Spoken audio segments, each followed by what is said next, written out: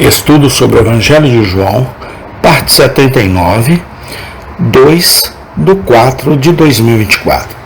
João, capítulo 16, do versículo 1 ao 7. Tenho-vos dito estas coisas para que vós não escandalizeis. Expulsar-vos-ão das sinagogas, vem mesmo a hora em que qualquer que vos matar, cuidará fazer um serviço a Deus. E isto vos farão, porque não conheceram ao Pai nem a mim. Mas tenho-vos dito isto, a fim de que, quando chegar aquela hora, vos lembrei de que vá-lo tenho dito. E eu não vos disse isto desde os princípios, porque estava convosco. E agora vou para aquele que me enviou, e nenhum de vós me pergunta: para onde vais? Antes, porque isto vos tenho dito, o vosso coração se encheu de tristeza. Todavia digo-vos a verdade, que vos convém que eu vá, porque se eu não for, o Consolador não virá a vós, mas quando eu for, vou-lo enviarei. João 16, 1-7. Os versículos iniciais deste capítulo contêm 3 declarações importantes de Cristo, que merecem nossa atenção especial. Por um lado, encontramos nosso Senhor entregando uma profecia notável. Ele diz aos seus discípulos que eles serão expulsos da igreja judaica e perseguidos até a morte. Eles te expulsarão das sinagogas. Sim, o tempo vem que quem matar você pensará que ele faz Deus um serviço. Como isso parece estranho à primeira vista. Excomunhão, sofrimento e morte são a porção que o príncipe da paz prediz aos seus discípulos. Longe de recebê-los e sua mensagem com gratidão, o mundo os odiaria, os azaria com desdém e os mataria.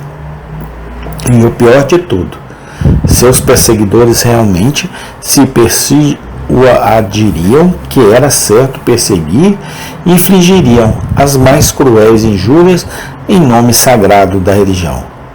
Quão verdadeira a previsão se revelou? Como todas as outras profecias das Escrituras, ela foi cumprida ao pé da letra. Os Atos dos Apóstolos nos mostram como os judeus incrédulos perseguiram os primeiros cristãos. As páginas da história nos contam que crimes horríveis foram cometidos pela Inquisição papista. Os anais de nosso próprio país nos informam como nossos santos reformadores foram queimados na fogueira por sua religião, por homens que professavam fazer tudo o que faziam por zelo pelo puro cristianismo. Por mais improvável e incrível que possa parecer na época, descobriu-se que o grande profeta da igreja nisso, como em tudo o mais, não predisse nada além da verdade literal. Que nunca nos surpreenda ouvir falar de cristãos verdadeiros sendo perseguidos, de uma forma ou de outra, mesmo em nossos dias. A natureza humana nunca muda. Graça nunca é popular. A quantidade de perseguição que os filhos de Deus têm que sofrer em todos os níveis da vida, mesmo agora, se confessarem seu mestre, é muito maior do que supõe o mundo impensado. Só sabe quem passa por isso.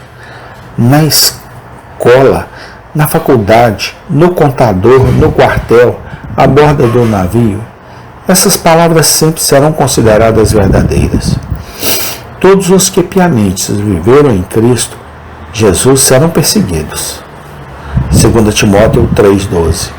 Nunca esqueçamos que a seriedade religiosa, por si só, não é prova de que um homem é um cristão sadio. Nem todo zelo é correto.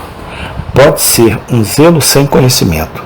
Ninguém é tão travesso quanto um fanático desajeitado e ignorante. Nem toda seriedade é confiável. Sem a direção do Espírito de Deus, pode levar um homem e uma mulher tão errado que, como Saulo, ele mesmo perseguirá a Cristo. Alguns fanáticos imaginam que estão servindo a Deus, quando na verdade estão lutando contra a sua verdade e pisoteando o seu povo. Oremos para que tenhamos luz e zelo.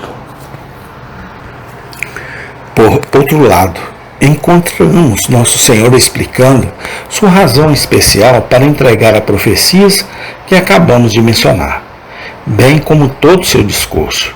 Essas coisas, diz ele, eu vos tenho falado para que não vos escandalizeis. Bem sabia Nosso Senhor que nada é tão perigoso para o nosso conforto como satisfazer falsas expectativas. Ele, portanto, preparou seus discípulos para o que eles devem esperar encontrar em seu serviço. Prevenido, armado, eles não devem procurar um curso suave e uma jornada tranquila. Eles devem se decidir a batalhas, conflitos, feridas, oposição, perseguição e talvez até a morte. Como um general sábio, ele não escondeu de seus soldados a natureza da campanha que eles estavam começando. Ele lhes disse tudo o que estava diante deles, em fidelidade e amor, para que quando chegasse o tempo da aprovação, eles pudessem se lembrar de suas palavras e não ficarem desapontados e ofendidos. Ele sabiamente os preveniu de que a cruz era o caminho para a coroa. Calcular o custo é um dos primeiros deveres que devem ser impostos aos cristãos de todas as épocas. Não é nenhuma gentileza para com os jovens iniciantes pintar o serviço de Cristo com cores falsas e ocultar-lhes a velha verdade. Através de muitas tribulações, devemos entrar no reino de Deus.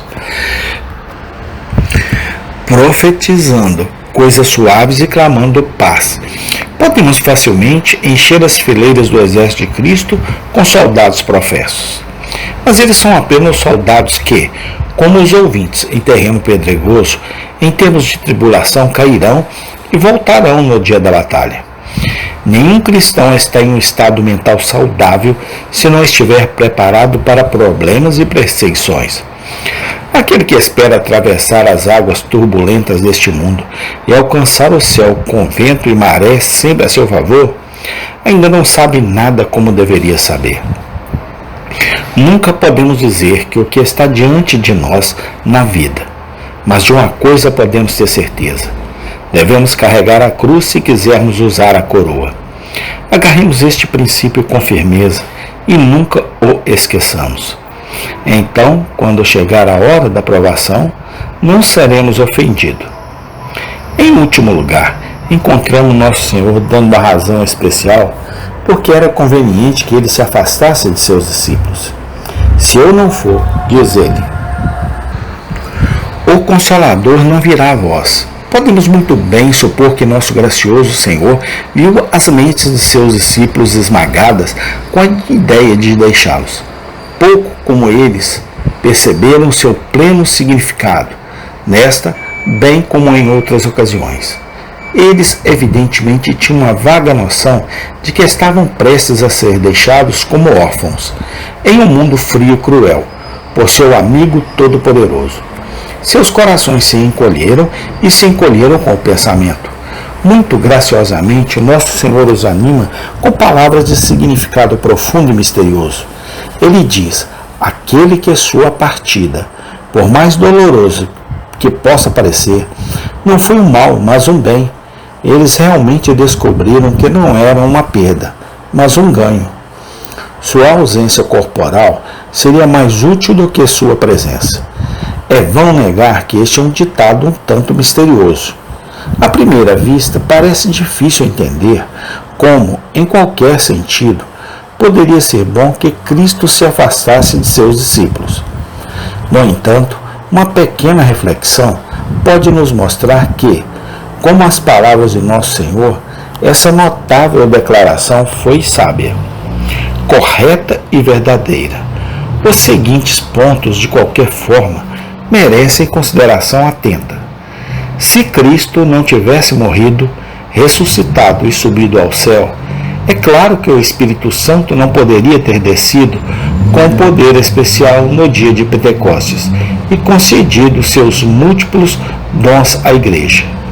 Por mais misterioso que seja, Havia uma conexão nos eternos conselhos de Deus entre a ascensão de Cristo e o derramamento do Espírito. Se Cristo tivesse permanecido corporalmente com os discípulos, ele não poderia estar mais de um lugar ao mesmo tempo. A presença do Espírito que ele enviou encheria todos os lugares onde os crentes estivessem reunidos em seu nome, em todas as partes do mundo.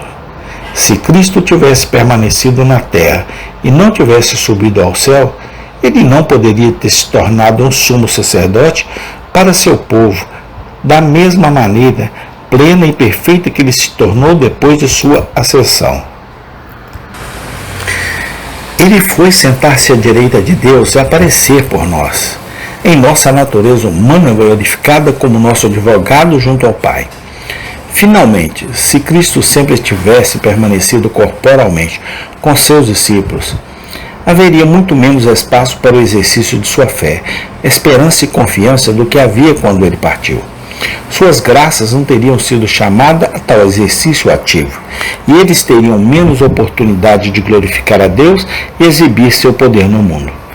Afinal, permanece o fato geral de que depois que o Senhor Jesus foi embora e o Consolador desceu no dia de Pentecostes, a religião dos discípulos tornou-se uma coisa totalmente nova.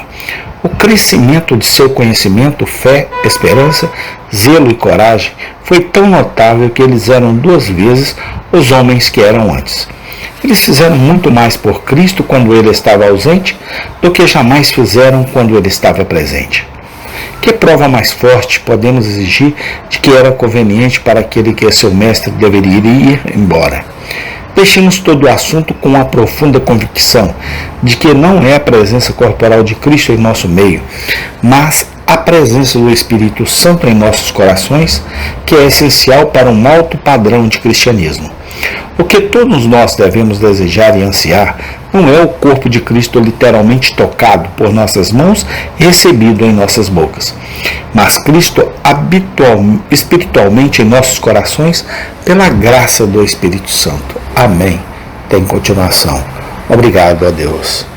Dá-nos a tua bênção, a tua graça, o teu amor e a tua misericórdia. Amém.